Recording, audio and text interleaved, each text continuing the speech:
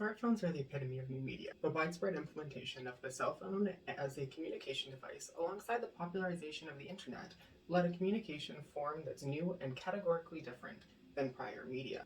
But if you're still not convinced, stick around. Over the course of the next 5 minutes. We are going to look at new media versus traditional media, the smartphone's unique position as a communication media, how the smartphone relates to Rheingold social media literacies, the types of new media content that are mobile focused, and the broader implications of smartphones. So, let's dive right in. To understand new media, let's first look at what a medium is. Medium, the singular form of media, is defined by Merriam-Webster Dictionary as a particular form or system of communication. All media was at one point new media. Try telling the inventor of the telegraph that today anyone would be able to instantaneously send messages internationally without the need for intermediaries, and that technology could fit in your pocket. That would be unfathomable, because for them the telegraph was a revolutionary piece of new media.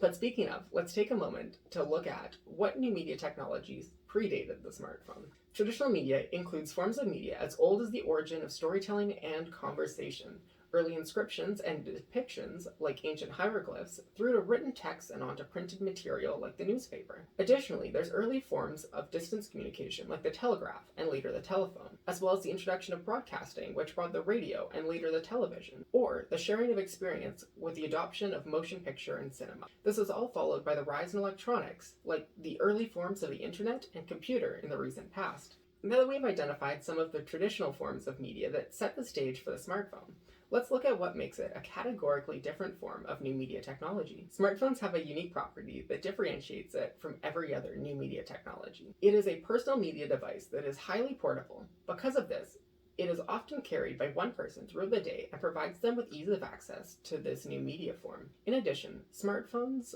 are subject to a high degree of interconnectivity as they are partnered with widespread access to the internet and a high degree of coverage for cellular reception. Together, these create a communication system that has a unique categorization. However, constant access can be of a detriment as well. This is best exemplified with Rheingold's social media literacies and the theory on attention. Rheingold specializes in communication studies about the internet and mobile and virtual communication. The first of his 5 social media literacies, and our focus, is on attention. As a teacher, he understands the impact that social media usage has when it's used at inappropriate times, but also the benefit it can have given his interest in communication studies. This holds true in many avenues, as there is an undeniable importance of a smartphone as a multifaceted communication technology. However, it is not without its drawbacks. In 2018, a study revealed that 65% of British Columbians under the age of 35 check their phones within 5 minutes of waking up. I know I'm guilty of that. Additionally, the same survey showed that people aged under 35 spend around 3 hours on their phone per day, while people aged 15 to 24 see that number increase in excess of 4 hours. While this may not seem all that significant, it means that BC people aged 15 to 24 are spending over 1,460 hours per year on their phones. That is certainly impacting your attention. The engagement with these mobile communication technologies promote inattention by isolating your attention to the contents of your phone. It's not entirely the fault of the user. People are being inundated with content and are being influenced by social media algorithms that actively compete for your attention and are tailored to promote a feeling of missing out when you're not engaging with their platform. Some of these platforms include Facebook, Instagram, Twitter, Snapchat, TikTok, Reddit, YouTube, LinkedIn, Tumblr, WeChat, WhatsApp, Tinder, Hinge, Quora, Pinterest, Telegram, Twitch, Discord, and that's just to name some of them. There are so many apps that are constantly seeking your attention that it goes without saying that Rheingold's theory on attention is the most prevalent issue faced by smartphone users. Back in 1994, communication theorists suggested that computers weren't simply a new medium, but rather a metamedium. This is because not only did it revolutionize the previous communication form, but it combined many technologies like the TV, book, radio, typewriter, and gaming console all into one device. The same could be said for the smartphone, as it not only replaced the telephone, but also has the capabilities of a computer, and other things like being used as a clock, navigation device, or even camera.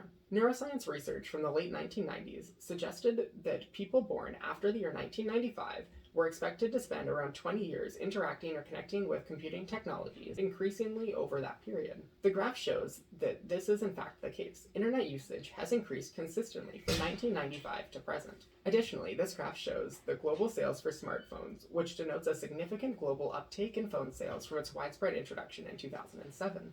The displacement theory would imply that the increase in usage results from increased functionality as the smartphone can perform the duties of a telephone and a computer. However, the increase of media consumption on mobile devices has been linked to underlying psychological needs, like the need to belong. The portability and prevalence of the smartphone combined with the influence of social media technologies has created a false dependency on the smartphone, which has widespread implications for the reduction in attention as posited by Rheingold. So despite smartphones being a revolutionary new media technology, perhaps it is best that we take time to appreciate some of the more traditional communication methods, like a simple conversation that you can give your full attention to.